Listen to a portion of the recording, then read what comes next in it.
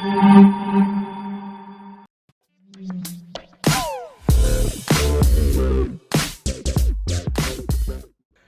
peuple de Dieu, je prie que la grâce du Seigneur soit continuellement avec nous. Et ce matin, avant d'écouter le message, je voudrais tous nous inviter avec le cœur plein de reconnaissance et de joie à célébrer le roi de rois ce matin. Amen.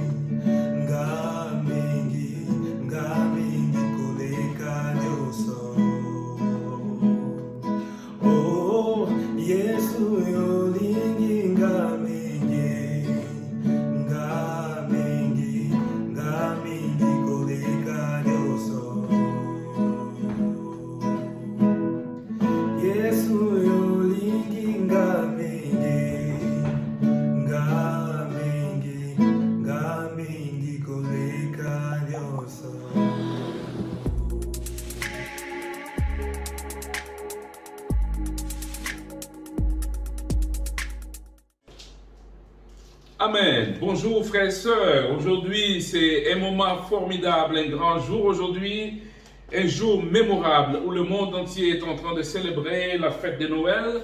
Et à cette occasion, Dieu nous donne le privilège de pouvoir partager la parole de Dieu.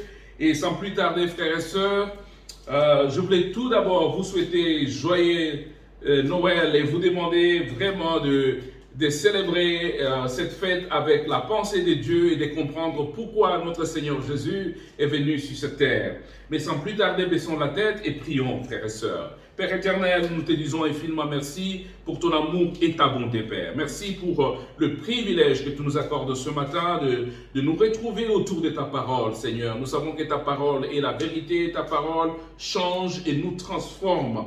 Et surtout, à ces moments cruciaux, à ces moments formidables où le monde entier est en train de célébrer la fête de Noël, Père. Nous voulons vraiment que tu nous aides à comprendre le pourquoi notre Seigneur Jésus a pris la chair, pourquoi Jésus a pris la chair est descendue sur la terre pour naître et vivre sur cette terre dans le but d'accomplir le plan de Dieu. Père, nous prions vraiment que tu nous aides à saisir cela à travers la parole que nous allons partager maintenant. Fortifie nos frères et sœurs, encourage le Seigneur, toute personne qui va devoir nous suivre à travers ce petit message. Je prie que ta grâce et ton amour restent sur notre vie, Seigneur. C'est dans le nom puissant et précieux de notre Seigneur Sauveur Jésus que j'en suis prié. Amen.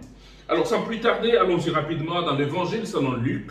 Nous allons lire dans son premier chapitre, chapitre 1, verset 68 jusqu'au verset 71. Je répète, Luc chapitre 1, verset 67 jusqu'au verset 71. La Bible dit ceci. Béni soit le Seigneur, le Dieu d'Israël, d'être intervenu en faveur de son peuple, d'avoir assuré sa rédemption et de nous avoir suscité une corne de salut dans la maison de David, son serviteur. Comme il en a parlé par la bouche de ses saints prophètes d'autrefois, Un salut qui nous délivre de nos ennemis et de tous ceux qui nous détestent. Voilà un peu le message de ce matin que nous allons, le message que le Seigneur a mis sur notre cœur pour pouvoir partager ensemble. Et comme je disais, que Dieu est fidèle. Dieu, il a toujours un plan merveilleux. Ici, nous avons un monsieur qui est en train de louer Dieu. Nous voyons la louange, nous voyons la célébration, nous voyons l'hymne de Zacharie. C'est Zacharie qui est en train de célébrer Dieu, qui est en train de louer Dieu pour l'accomplissement de la prophétie de Dieu. Depuis très longtemps, Dieu avait annoncé par la bouche de ce saint prophète qu'il allait accomplir sa parole, il allait délivrer le peuple, il n'allait pas laisser son peuple pour compte souffrir sous la tyrannie, la souffrance de Satan. Il a dit, je vais délivrer ce peuple. Mais il fallait attendre ce moment-là, ce moment où Jésus allait prendre cette chair, rentrer dans le monde par la naissance incroyable, la naissance miraculeuse à travers Marie et Joseph.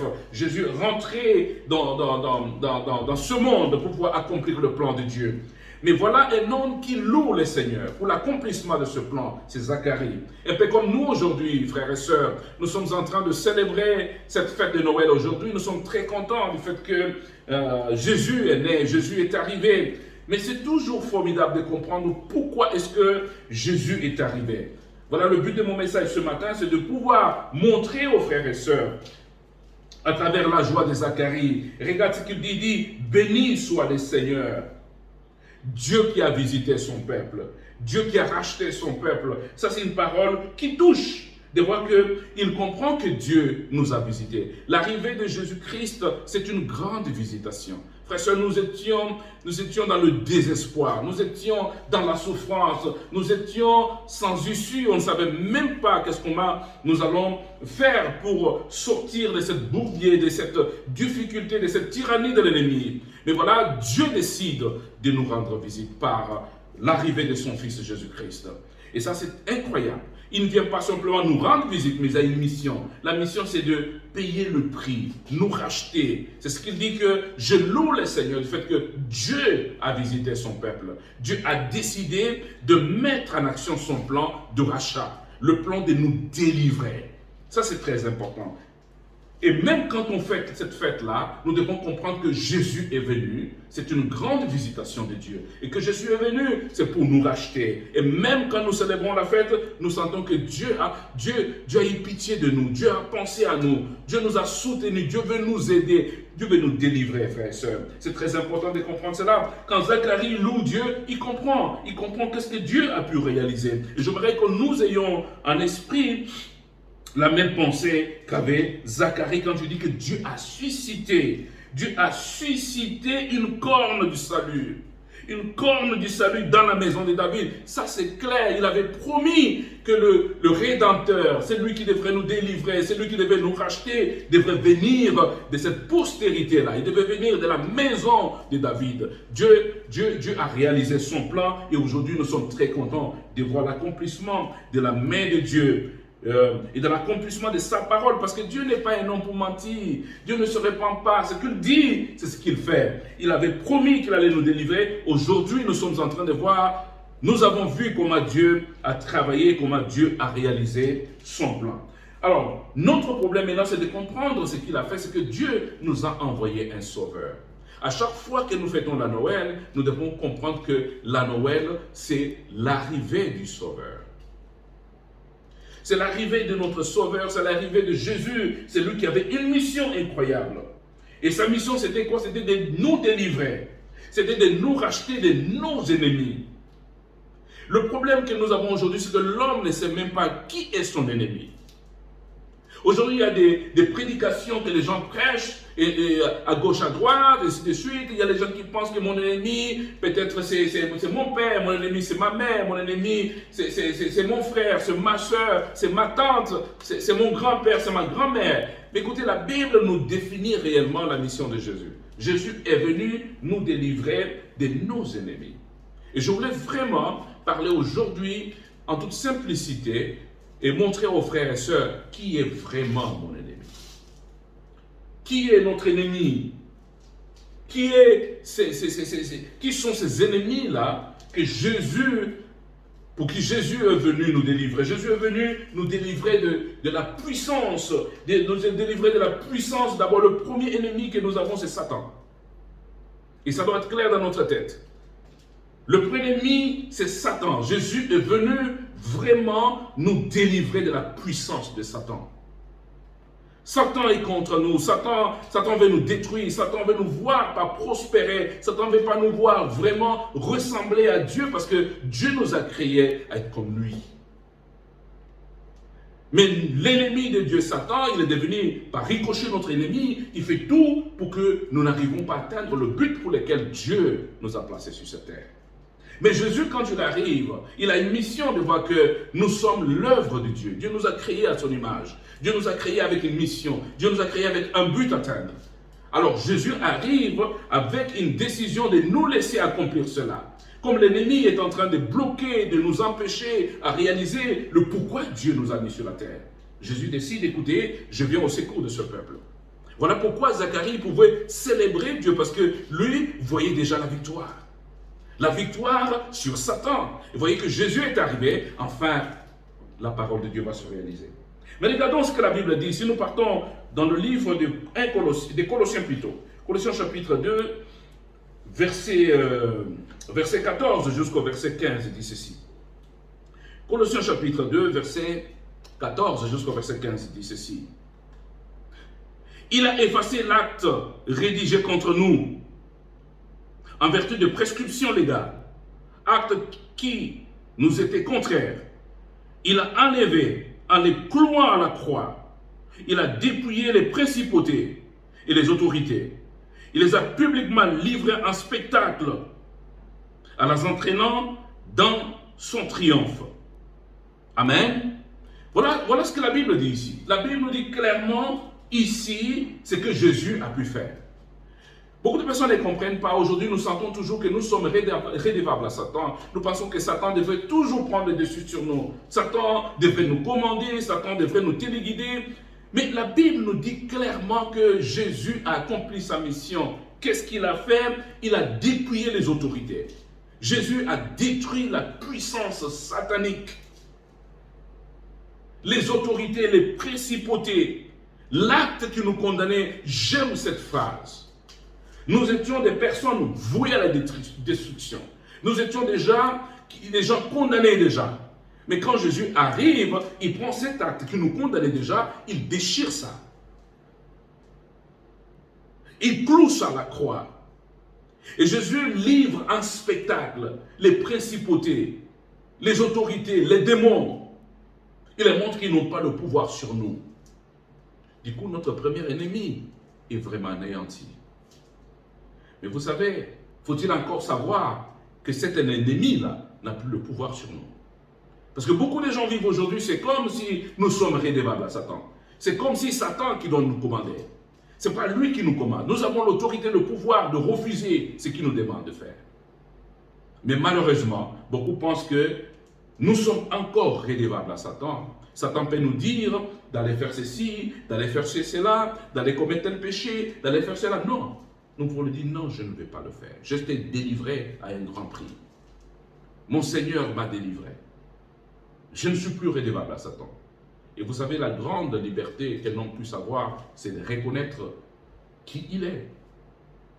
Si tu connais qui tu es et de quoi tu es capable de faire, tu vas comprendre que Satan ne pourra jamais te garder esclave. Alors le premier ennemi, c'est Satan. Il y a beaucoup de gens aujourd'hui qui pensent que non, Satan est plus fort que nous. Oui, c'est vrai, il peut être plus fort que toi si tu n'as pas Jésus en toi. Mais si Jésus est arrivé pour nous délivrer et que tu as changé ta vie, tu as mis ta vie en ordre. Voilà pourquoi, frères et sœurs, c'est toujours important que chacun de nous comprenne que ce que nous avons fait, le fait de nous repentir de nos péchés, le fait d'accepter le pardon de rechercher le pardon de péché, le fait de devenir enfant de Dieu, le fait de recevoir le Saint-Esprit de Dieu. Frères et sœurs, toutes ces choses nous donnent une place privilégiée dans la famille de Dieu. Du coup, nous ne sommes plus à la merci de Satan. Nous sommes devenus de nouvelles créatures. Nous avons une nouvelle vie. Nous pouvons vivre pour Dieu et ne pas vivre pour Satan. Et c'est ça que je voulais nous encourager à comprendre. Pendant que nous sommes en train de célébrer la Noël, il faut qu'on comprenne, waouh, cette Noël, c'est un souvenir pour nous de comprendre que Jésus n'est pas né pour rien. Il est venu pour mater Satan, détruire les œuvres de Satan. Et pendant que nous célébrons, nous devons comprendre, waouh, nous devons être capables de célébrer la Noël avec l'esprit de victoire. Que Jésus est né pour détruire les œuvres de Satan. Jésus est né pour livrer en spectacle les principautés, les esprits méchants, les démons, que nous ne sommes plus redevables à toutes ces puissances du ténèbres. Deuxième ennemi, c'est le monde. Frère, nous sommes en train de vivre dans le monde. Et quand je parle du monde, ce n'est pas le globe terrestre qui est derrière moi, mais le monde, c'est un système. Le monde est composé de valeurs qui ne sont pas en train de glorifier Dieu. Et la Bible, quand Dieu nous sauve, quand nous nous repentons de nos péchés, quand nous devenons chrétiens, que nous devenons disciples de Jésus-Christ, nous sommes appelés maintenant à vivre non pas selon les lois de Dieu et non selon les lois du monde. Parce que le monde dicte ses lois. Le monde dit, écoutez, vous devez faire ceci. Le monde dicte les lois du monde. C'est des lois qui sont contraires aux lois de Dieu. Nous allons lire un passage qui va nous aider clairement, rapidement. Allons-y rapidement dans le livre de 1 Jean, chapitre 2, verset 15 jusqu'au verset 17. 1 Jean chapitre 2, verset 15 à 17 dit ceci. N'aimez pas le monde, ni ce qui est dans le monde. Si quelqu'un aime le monde, l'amour du Père n'est pas en lui. Car tout ce qui est dans le monde, le désir de la chair, le désir des yeux, la confiance présomptueuse en ses ressources, tout cela n'est pas du Père, mais du monde. Or, le monde passe et son désir, et aussi, mais c'est lui qui fait la volonté de Dieu demeure pour toujours. Voilà notre ennemi. L'ennemi passera. Beaucoup de gens ne pensent pas. Nous vivons dans ce monde comme si nous voulons rester définitivement ici. Et quand vous regardez beaucoup de personnes aujourd'hui, la manière dont ils vivent, c'est comme si Dieu n'existe pas. Et que le monde, c'est leur élément. Ils vont rester dans ce monde définitivement. La Bible nous dit clairement, le monde passe. Mais quelles sont des valeurs, quelles sont des choses, quels sont des vices qui dirigent le monde? Et ici, vous allez voir, la Bible nous parle de la convoitise des yeux. La Bible nous parle de la convoitise de la chair, le désir de la chair, le désir, la convoitise des yeux et même l'orgueil de la vie. L'orgueil de la présomption de ce que nous avons. La Bible dit toutes ces choses. Jésus est venu pour nous délivrer de cela. Frères et sœurs, parlons des désirs de la chair. Cette chair nous fatigue. Et c'est vrai, nous n'allons pas quitter cette chair maintenant. Et cette chair va rester avec nous parce que nous sommes là. Mais le Saint-Esprit est à nous. Et nous devons faire l'effort d'obéir au désir du Saint-Esprit que d'obéir au désir de la chair. La chair va nous commander, écoutez, je ne veux pas que tu lises la Bible, je ne veux pas que tu pries, je ne veux pas que tu fasses ceci, je veux que tu ailles faire ceci, que tu fasses cela. Il faut te poser la question, je dois obéir à la chair ou je dois obéir à l'esprit qui est en moi? Le désir de la chair. Notre nature charnelle qui nous pousse d'aller vivre dans le monde, qui nous pousse d'aller faire des choses qui n'honorent pas le Seigneur. C'est très important, très capital de comprendre cela. Dieu reste fidèle, Dieu ne nous oublie pas, Dieu nous connaît, Dieu sait de quoi nous sommes faits. Mais Dieu sait aussi que nous avons le pouvoir et la capacité de vivre au-delà de ces désirs de la chair. Parfois la chair nous demande de mentir. La chair nous demande de voler. La chair nous demande d'être égoïste, de ne pas partager. La chair nous pousse à être fixés sur nous-mêmes, ne pas penser aux autres, ne pas nous sacrifier pour les autres. Mais la question qu'on doit se poser, c'est que, est-ce que nous allons nous soumettre à ces valeurs-là? Le monde est dirigé par ça. C'est-à-dire, c'est que je pense à moi-même, je ne pense pas aux autres. Nous avons la convoitise de la chair, les désirs de la chair. Convoitise des yeux. Nos yeux nous poussent à regarder des choses qui ne glorifient pas le Seigneur. L'orgueil de la vie. Et toutes ces choses nous séparent de Dieu. Et Jésus est venu pour nous donner la victoire sur la chair. Et quand vous lisez la Bible, allons-y rapidement dans le livre de Romains chapitre 8, verset 5 dit ceci.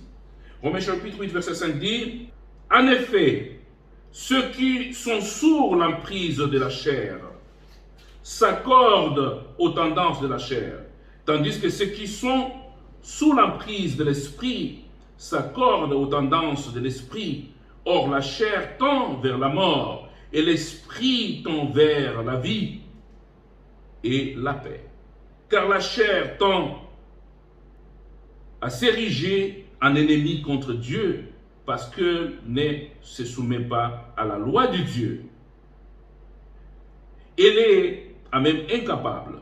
Ceux qui sont sous l'empire de la chair ne peuvent pas plaire à Dieu. La chair s'érige en ennemi contre Dieu. Parce que voilà un peu des choses que je voulais vraiment qu'on comprenne. Pendant que nous sommes en train de célébrer la Noël, comprenez que Jésus est venu pour nous délivrer. La Bible l'appelle la corne du salut. Notre Seigneur est la corne du salut. Il est venu pour sauver. Et nous sauver de quoi? Nous délivrer d'abord de la puissance de Satan. Nous délivrer de la puissance du monde. Le monde vit avec nous, avec ses vices, ses antivaleurs.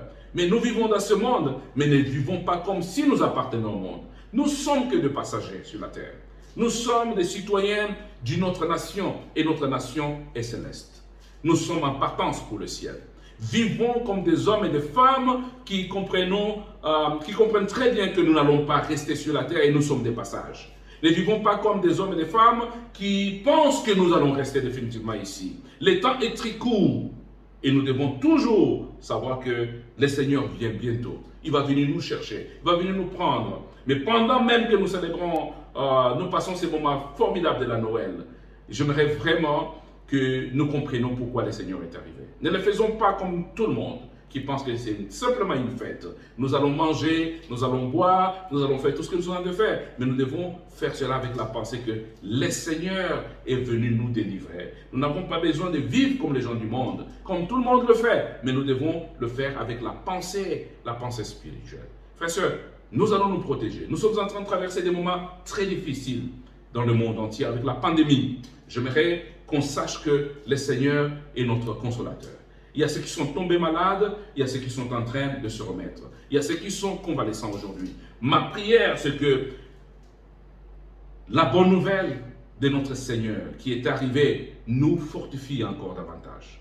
La bonne nouvelle de savoir que Jésus est né et qu'il est venu dans ce monde pour nous délivrer, nous donne la force nouvelle de nous relever. Ma pensée va vers nos frères qui sont malades. Je prie vraiment que Dieu nous console, que nous fortifie et que nous aide à nous rétablir rapidement. Merci pour ceux qui sont convalescents. Que le Seigneur continue de vous fortifier, de vous aider aussi à vous relever. Ma prière, c'est que nous passions des moments formidables dans la présence de Dieu et que nous comprenions que Noël, c'est une fête et nous célébrons l'arrivée, la délivrance, la victoire sur Satan et sur le monde. Que le Seigneur nous bénisse. Voilà tout ce que j'avais à partager avec nous. Joyeux Noël. Que le Seigneur soit avec tout le monde. Amen.